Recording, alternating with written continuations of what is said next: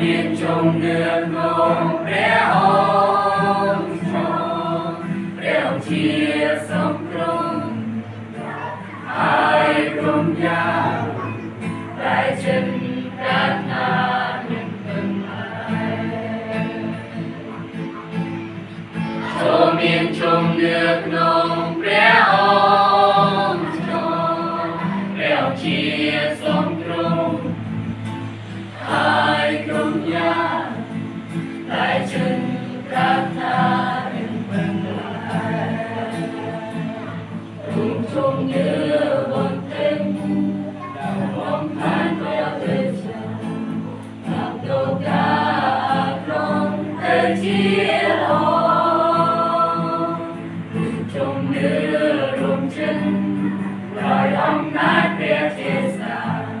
đừng bàn khơi vì cả lo chan mơ nghe nu này kê chi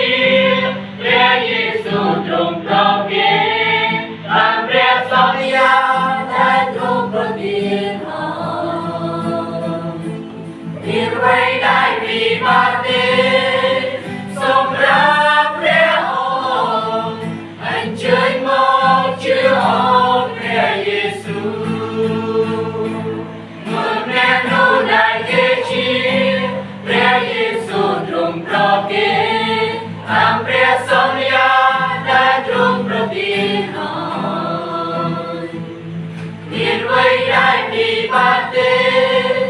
sống ra re hồng anh chơi mong chưa hồng re Giêsu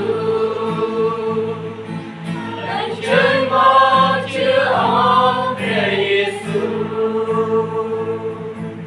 anh chơi